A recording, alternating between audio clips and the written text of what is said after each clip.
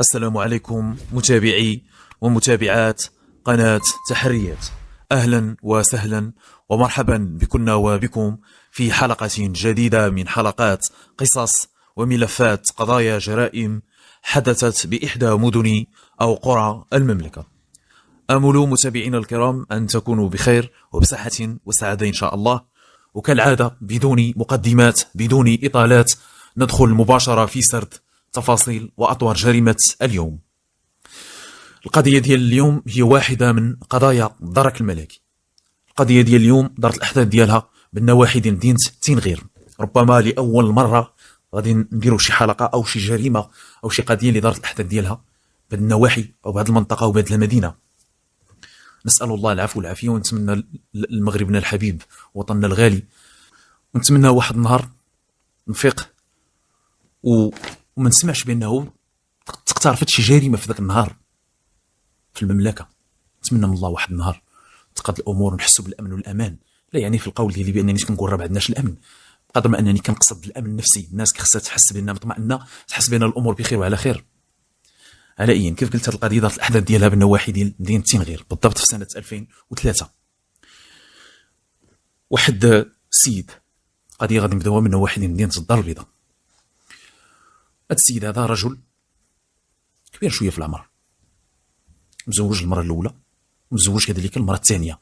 المراه الاولى ما عنده شيء معها الاولاد، السيده ما تتولد شيء، امراه عاقر، اضطر انه يتزوج بالمراه الثانيه. ولكن السيده الاولى دوز معها سنين، تقريبا واحد 28 سنه اللي دوز معها، لم يرزقها بالولد. وصلت واحد الوقيته فكر انه يتزوج المراه الثانيه وولد معها، ولد معها جوج ديال الوليدات. ولد معها البنت اللي تقريبا ولات في العمر ديال هذيك 16 عام، والولد باقي صغير ديك 10 11 عام. سيد رجل ميسور، رجل ما خصو خير كيف كنقولوا، عنده المحل التجاري، عنده الهري ديالو، الهري ديال المنتوجات الغذائيه، خدامين مع الناس. هذاك الولد تيقرا، والاخت البكر حتى هي تتقرا، تقريبا كيف قلت في العمر ديالها 16 عام، اي البنت قاصره.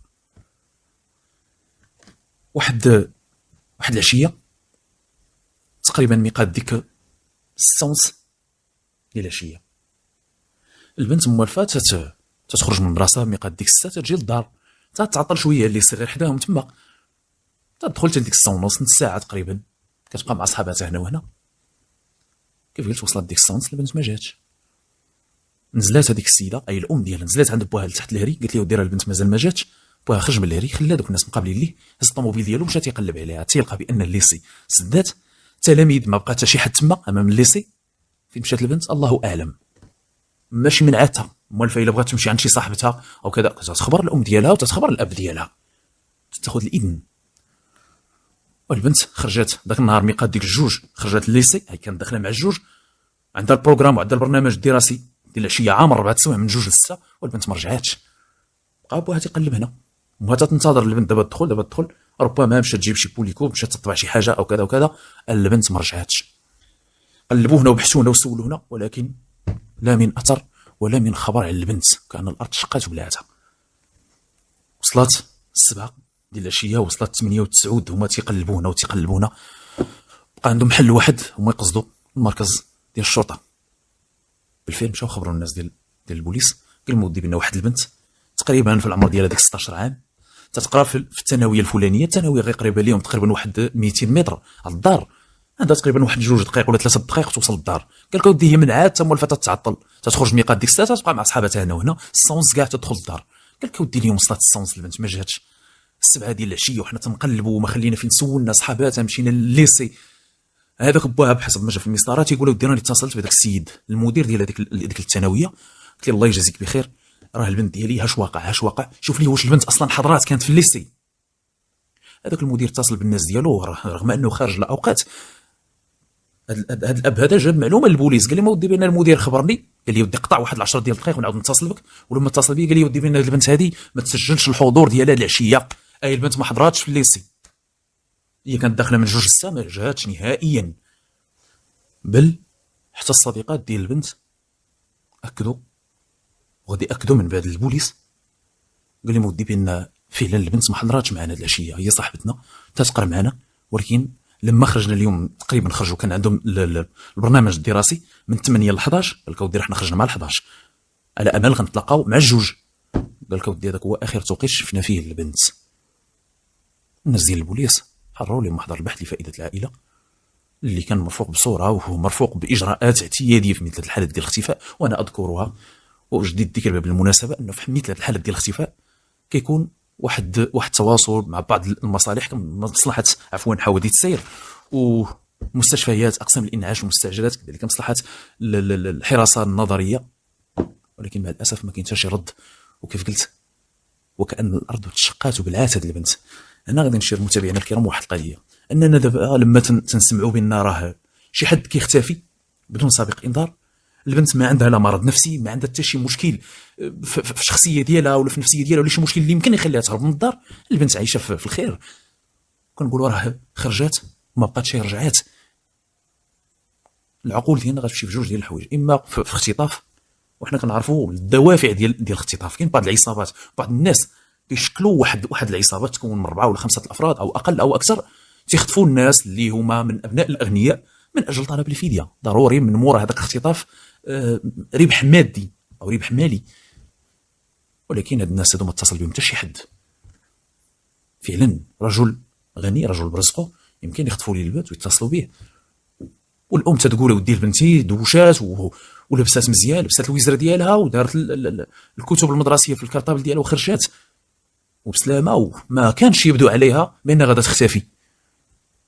ولكن ما حتى شي حد ما اتصل بهم. اليوم غدا هذه القضيه بدات تتكبر، الوالدين تيبحثوا هنا وتيسولوا هنا، والتصور والتمثل ديال المتابعين الكرام ديال لما تنقولوا راه شي حد اختفى بدون سابق انذار ما غيحس بها الا اللي شي نهار تعطل غير بواه ولا خوه ولا اختو ولا امو وكيتصل بها في التليفون ديالها وما تتجاوبوش، تما فين غادي يحس بهذا الاحساس هذا. اما لما تسمع ضروري داك التصور وداك التمثل تيكون قليل، تحس بان غير قصه وهاد الواقع وقعت الناس اخرين وبعاد عليا وانت في كازا وما فتين غير وقديمه هذه القصه في 2003، تحس بانه ربما كتقول ما يمكنش هادشي يوقع لي انا على ارض الواقع. ولكن هادشي ما يحس به كيف قلت غير الناس اللي وقع لهم هادشي. صعيب يختفي واحد الانسان، خاصه الا كان خوك ولا باك ولا ولدك ولا بنتك ولا اختك ولا امك. على اي الوالدين تيبحثوا، الناس تيقولوا لي مودي راه البنت شفناها بحالها في مراكش، هاد القضيه تتوقع. حتى الناس اللي كيمروا في برنامج ديال المختفون كيحطوا الارقام ديالهم، كيحطوا التفاصيل على المختفي وربما حتى صوره، ومع ذلك كاين بعض الناس ربما نيه حسنه او ربما نيه سيئه تيبقاو تيتصلوا بهم، تيقول لهم هاد البنت راه كاينه في المكان الفلاني في المدينه الفلانيه، ودوك الناس تيبقاو يسافروا. كاين اللي تيجي مسكين من العيون تيجي لمراكش، تيجي لكازا والطريق طويله بزاف. الناس تمرمدوا وبحثوا هنا وبحثوا هنا ولكن بدون اثر. الوالدين او العائله ديال البنت بغاو يعرفوا هاد البنت هذه واش حيه او ميته، كيبقاو سيسبوندي معلقين. ولكن السؤال اللي تطرح في القضيه، واش هاد البنت تم الاختطاف ديالها من اجل طلب الفديه ولكن حتى شي حد ما اتصل بهم كيف قلت؟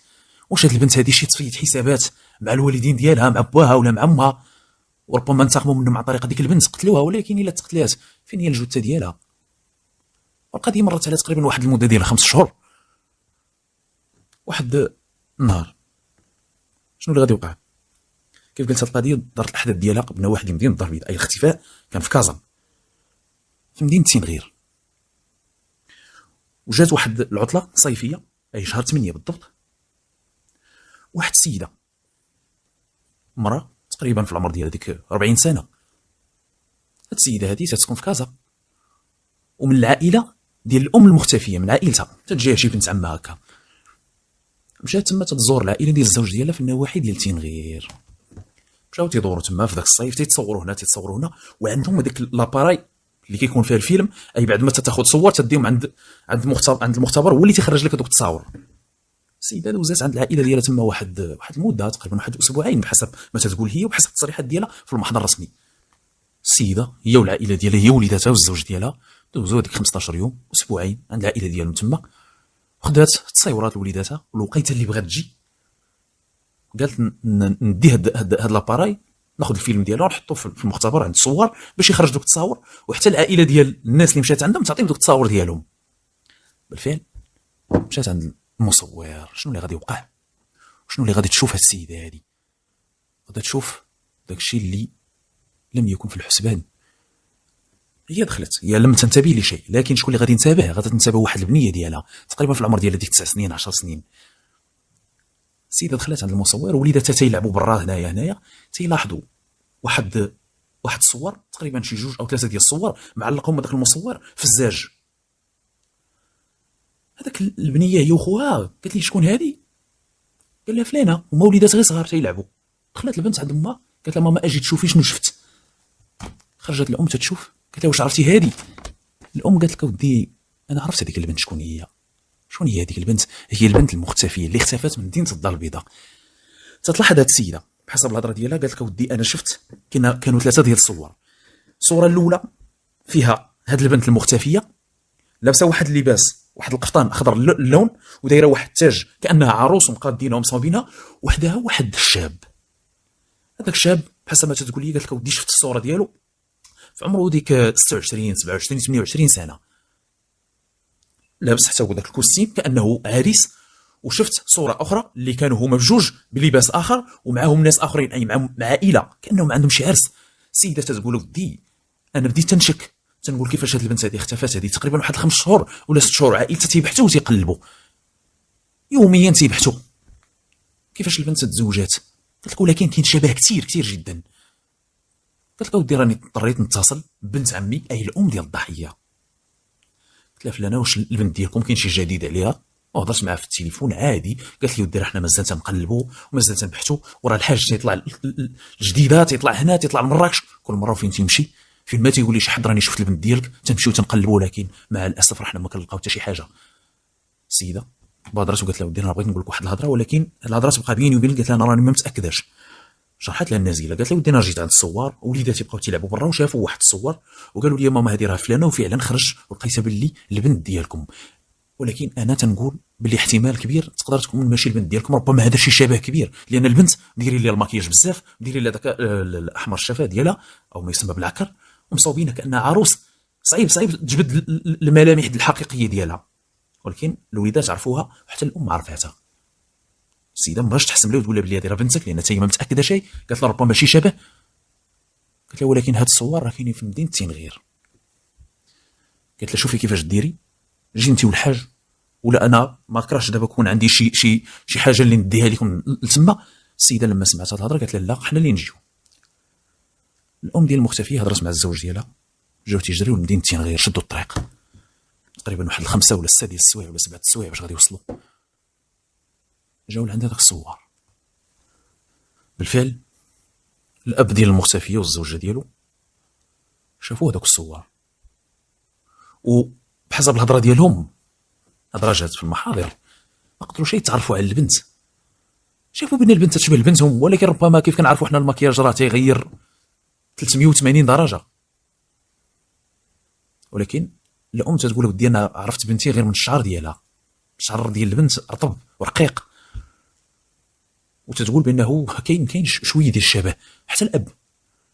ولكن اللي خلاهم يعرفوا باللي البنت فعلا بنتهم هو هذاك الشخص اللي مصور معاها، اي العريس. انا كيف قلت الصور تخادوا على اعتبار على اساس ان البنت عروس ومع هذاك اللي حداها عريس، وكانوا في واحد الصوره واحد العائله اللي مجموعه من نساء ورجال. السيد عرف العريس، عرفه وتمكن من المعرفه ديالو به. كيف قلت انا هذا السيد الاب ديال المختفيه رجل ميسور، عنده الهري ديالو، هري كبير ديال المنتوجات الغذائيه، تيبيع السلعه بالجمله وتيبيع بالتسقيط. هذاك الولد تقريبا في العمر ديالو ديك 27 28 سنه، كان واحد الوقت كان تيخدم عنده في الهري. هاد الهضره جات في الاقوال ديالو، قال لك اودي هذا الولد كان تيخدم عندي في الهري، وخدم عندي تقريبا واحد المده ديال سنتين وخدام معايا. واحد النهار تقال لي الحاج انا راني غادي نمشي في حالي، غادي نرجع لمدينه تنغير. قال لك اودي هذا الولد راه من النواحي ديال تنغير، من هنا من هذه المنطقه، واللي كان جاب لي هذا الولد هو واحد السيد من العائله ديالو في كازا، ولد عمو ولا شي حاجه هكا، هو اللي كان جابو ليا، كان خدام معايا.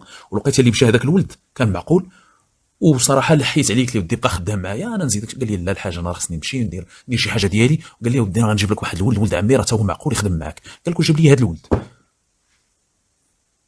مزيان. السيد لما شاف هذاك الولد دخل عند الصوار، قال لي ودي انا اختفت لي البنت ديالي هذه تقريبا واحد المده ديال 5 شهور ولا 6 شهور، وراني حاط بحث لفائده العائله عند الناس ديال الشرطه في كازا، قال لي ودي هاد البنت هادي راه بنتي اللي عندك انت حاطاه هنا في الصور. هذاك الصور قال لي ودي راه ما كاين ما نخبي عليك. قال لي هاد الصور هادو دابا تقريبا واحد المده ديال 5 شهور او 6 شهور كيف قلتي انت تقريبا، جات واحد السيده. قال لي ودي هاد السيده ما تتهضرش هي العربيه مزيان، تتهضر كيغلب على الكلام ديالها اللغه الفرنسيه، تتكلم الفرنسيه. وجاو مع شي ناس وجابت لي واحد لاباراي وخرجت لي هاد الصور هادو، ها هما راه باقيين عندي. جبد واحد الانفلوب قال لي ها الصور ها هما، وجبد لي الصور هادو. الصور اللي جبد ليه مول المختبر كيتبان فيهم البنت بلا ماكياج، وتعرف على البنت ديالو عند كتب تعرفوا عليها. قال لك ودي هذه هي البنت ديالي. ولكن هذاك مول المختبر اش تيقول؟ قال لي ودي هاد السيده حطات لي هاد الصور وخرجتهم وضربت عليهم تماره وما بقاتش رجعت ليهم. قال لي راني حطيتهم تما، ربما يجي شي حد من العائله ديالهم او كذا وكذا ويشوفهم ويخبرهم ويجيو يديروا الصور ديالهم وتخلصني. السيد مشى خبر الناس ديال الدرك الملكي تما، جاو شرح لهم النازله وما كاين ليش نعاودوا الهضره باش ما تكونش اطاله. قال مودي بان البنت اختفات لي في كازا، جيت هنا شنو وقع. السيده تتقول وغيستمعوا لها الناس ديال الدرك الملكي، اي السيده اللي جات المره الاولى وخبرات العائله ديال المختفيه. قالت لي مودي جيو راه بنتكم راه كاين شي تصاور ديالها هنا عند واحد المختبر ديال التصوير في تنغير. المصور تيعاود ياكد الناس ديال الدرك الملكي نفس الهضره اللي قال الاب والام ديال المختفيه. ولكن الاب اي الحاج والهري تيقول ودي هاد السيد هاد الناس هادو اللي مصورين مع بنتي ما تنعرفهمش وما عمرني شفتهم، ولكن هذا اللي مصور مع بنتي تنعرفو كان خدام عندي، وها الاسم ديالو وها النسب ديالو، وهو من الاصل ديالو من هنا من تنغير. والسيد اللي جاب لي هاد الولد ها النمره ديالو عندي تنعرفو. وبالفعل تاكدوا الجدرميه بان فعلا هاد السيد اي الاب والام ديال المختفيه ان اختفت البنت ديالهم هذه تقريبا واحد 5 شهور او قرابه 6 شهور، وحاطين بحث لفائده العائله عند الشرطه في مدينه كازا. الجدرميه قالوا لهذا السيد، قالوا لي الله يجزيك بخير اتصل بهذاك السيد اللي تتقول بانه تعرف هذا الولد هذا اللي مصور مع بنتك. اتصل به وهضروا مع الجدرميه قالوا لي ودي شوف الله يجزيك بخير نهضروا معك في واحد الموضوع، وهاد الهضره هذه تبقى من الاحسن تبقى بيناتنا. قال لي مودي مرحبا. قالوا لي فلان. قال لي مودي تنعرفو. قال لي مودي انا اللي خدمته عند الحاج في الهري. قال لي انا اللي كنت خدام عند الحاج لما فتح هذاك الهري سنين، ولقيت اللي غادرت من تما راني جبت هذاك الولد تيخدم في بلاصتي. ايوا وشنو تيدير هذا؟ قال لك ودي صراحه انا ما عرفتش شنو تيدير دابا حاليا.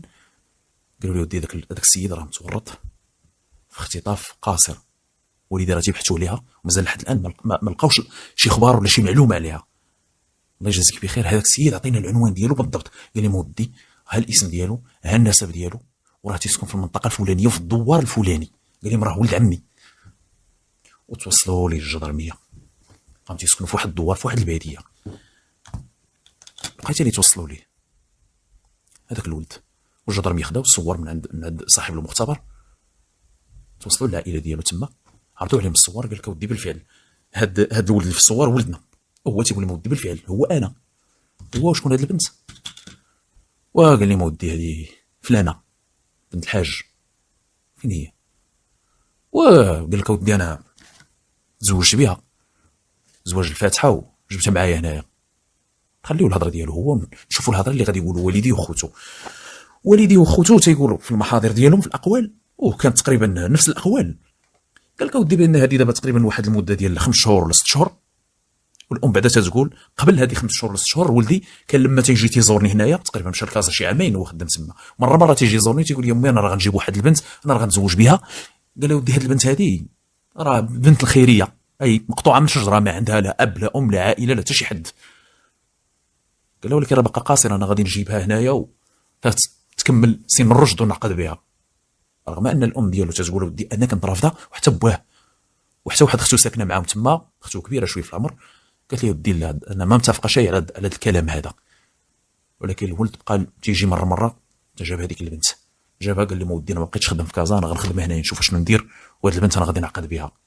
البنت كانت تقول لي مودي انا فعلا انا بنت الخيريه، انا ما عندي لا والدين لا والو، انا تعرفت على هذا الولد هذا لما خرجت من الخيريه وانا جيت معاه هنايا انا باغي نتزوج به. ناضوا العائله ديالو نزولا عند رغبه الابن ديالهم، بغا يتزوج الابن الوحيد اللي عندهم، عنده خواتات ولكن هو الذكر الوحيد في الدار. داروا لهم زواج الفاتحه، جمعوا العائله وداروا لهم واحد العرس على قد الحال. ريتما البنت تكمل سن الرشد تصيب بطاقه التعريف ويتكاتبوا ويعقدوا بعضياتهم. ولكن الولد تيقول دازت على الزواج ديالنا واحد المده تقريبا ديال 3 شهور. البنت قالت لي ودي انا بغيت نمشي لدارنا. هذه هضره ديال الولد. علاش كذبتي على والديك؟ وقال لي ما ودي انا بغيت نجيب البنت حيت هي هربت معايا. الا قلت لمورين الدار بان هذه البنت هذه راها عندها والديها غيقول لك ودي لا ما نديروش لكم العرس ما نزوجوكمش، البنت ما تسكنش معنا، خاصه البنت قاصر والقضيه فيها مشكل.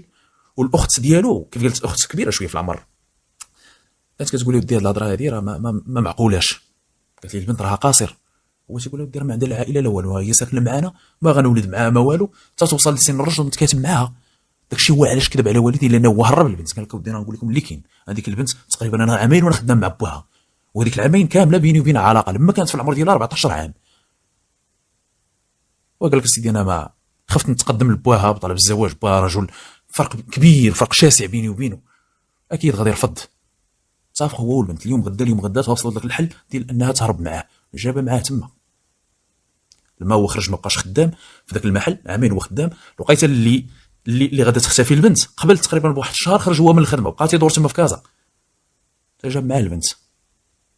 شكون اللي صوركم؟ قال لك اودي راه واحد السيده من العائله كتعيش في بلجيكا، عرضوا عليها وجات تما.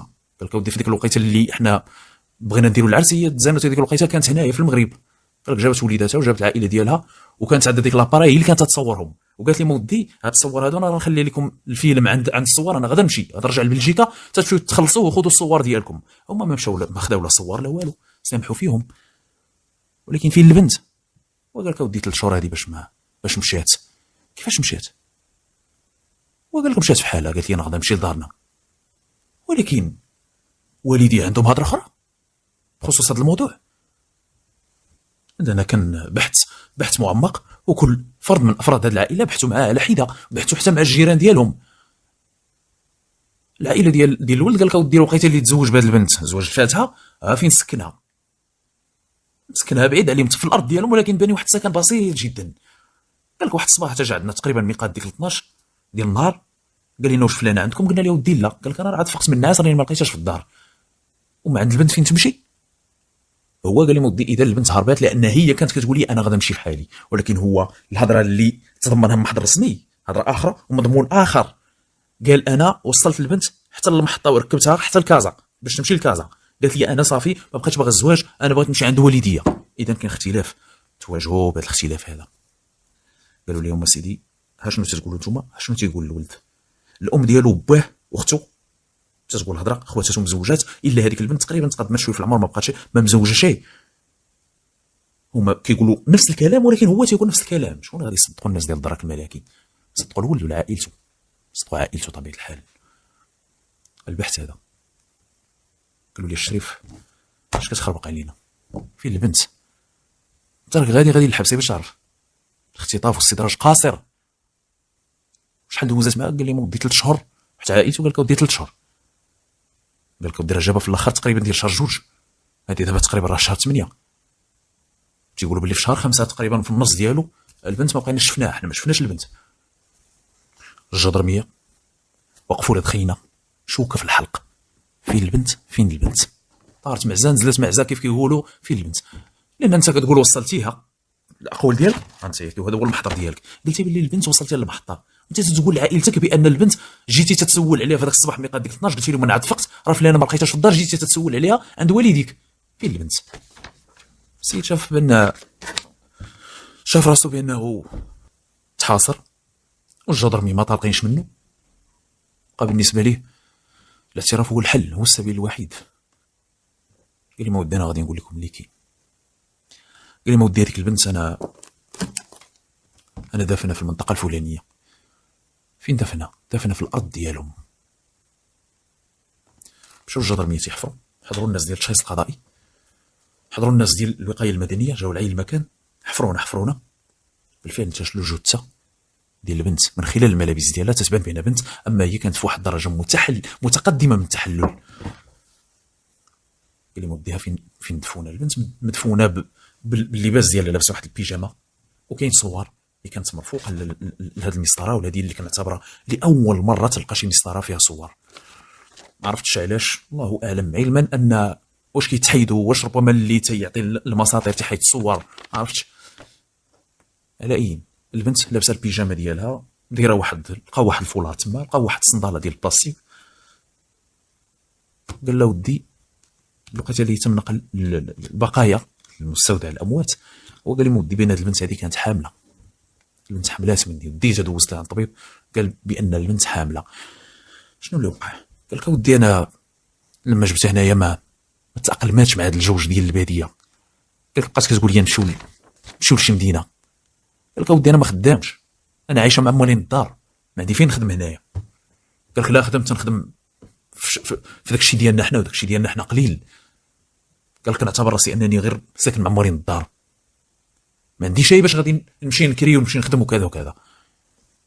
تيقول بان هذا الموضوع بقاش يتجبد اليوم غدا اليوم غدا، حتى لقيت اللي مشى دوز البنت، والطبيب قال لي مودي بان البنت حامله، هي عرفت راسها حامله. قالت لي لا، اما تديني نحيدو من هنا، انا ما بقيتش بغيت نعيش هنا. البنت كابره في كازا، كابره في الدار البيضاء، كابره في الحضاره، كابره في حدا والديها، واللي بغاتها يحضروها ليها، لقيت اللي جات تما تغير عليها الجو، جا صعيب تسكن في الباديه، صعيب.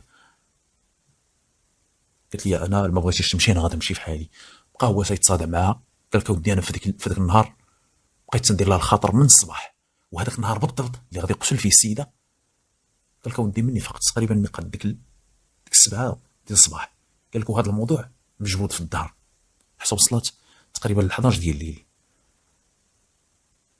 بان لي بان البنت صافي صممات بان غادي تمشي في حالها، هو تيشوف بان البنت كيبغيها، شاف بان البنت غادي تضيع منه، شاف بان البنت قاصر. اختو كانت تقول لي ودي راه البنت كانت حاسه به، تتقول هاد الهضره ذكرها هو. قلت له واش هاد البنت معرفه، واش هاد البنت عندها والدها؟ هو تيقول راني هضرت معاك، هاد البنت راه غيبت من الخيريه وانا تعرفت عليها وراه خرجوا من الخيريه وراه كذا وراه كذا. كانت تقول لي ودي راه عندها والد، راه تمشي للحبس، راه كذا راه كذا. هو شاف بانها تمشي للحبس ويصفي على البنت. كيفاش صفيتها؟ قال لك ودي خنقتها، اي البنت كانت حامله. ومن بعد رجعوا الجدرميه للدار، قال لهم ودي راه كاين ما يثبت بانني دوزت لعند الطبيب، لقى ليكوغرافيا، لقى الامور تمايا، لقى بان دوز عند الطبيب، وبحثوا الجدرميه وعمقوا البحث بان فعلا الطبيب قال لي ودي بان البنت اللي جات في التاريخ الفلاني كانت حامل. وهذا ليكوغرافي ديولي انا اللي درته من البنت، وكاين داك السيري اللي تيكون تحت كيكون فيه لاطات والتاريخ والاسم ديال الطبيب. قال لك ودي خنقته، في ديك الليله ديتها دفنتها، ولا اللي فاق في الصباح ومشى تيدير ديك المسرحيه ديك التمثيليه ديالو عند والدي، قال لي مودي راه البنت هربات، واش ما جاتش عندكم؟ بقى ناعس تقريبا حتى 12 ديال النهار. كانت هذه الاقوال اللي تدمر المحضر الرسمي ديالو. وبالفعل التقرير ديال الطبيب من بعد قال ودي بان فعلا البنت راه كانت حامل. وفي شهرين تقريبا الثالث تقدمت خينا هذا العداله، وشحال غادي يتحكم بالاعدام، ومع الاسف عقوبه موقوفه التنفيذ كدور في الشديد. شنو المستفاد متابعينا الكرام؟ واش نقولوا الغلط ديال البنت؟ والبنت قاصر، شنو غادي دير لها؟ عقلها هو هذاك، عقلها على قدها. المجرم ما نهضروش عليه، هذاك مجرم ماشي غير غلط، مجرم وحش. ولكن الغلط حتى ديال الوالدين مع الاسف التربيه تلعب دور.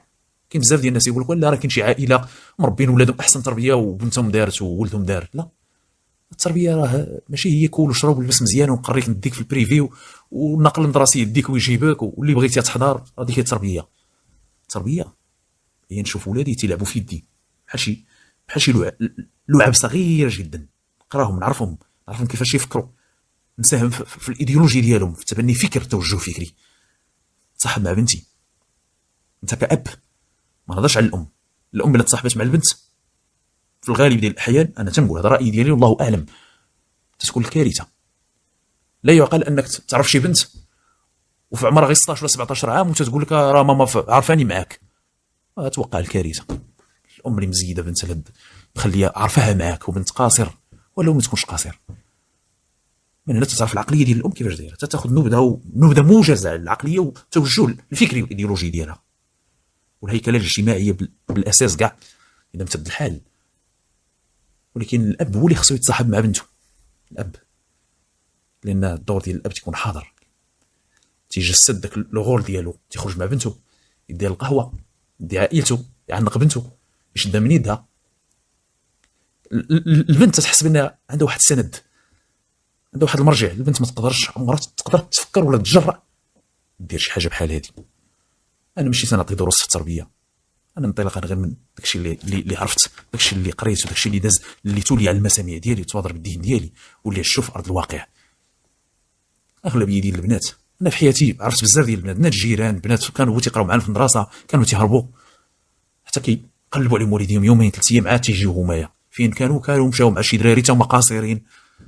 وتتعرف بان هذيك العائله كانت بعيده على ولادها، كيفاش تربي ولادها كانهم غير اساتذه وتيجيو تياديو الواجب ديالهم تيقريوهم سوايعات قليله جدا تيغادروا. لا، هذاك راه ولدك، راه من الصلب ديالك، عيش معاه وضحك معاه ولعب معاه وراقبيه فين غادي فين جاي، عاد ما دخلتي كذا. المراقبه الاسريه. اتمنى متابعينا الكرام مدرسة وصلت كانت هذه بصراحه حلقه اليوم. اشكركم على حسن الاصغاء والمتابعه، والى اللقاء في الحلقه القادمه ان شاء الله، والسلام عليكم ورحمه الله.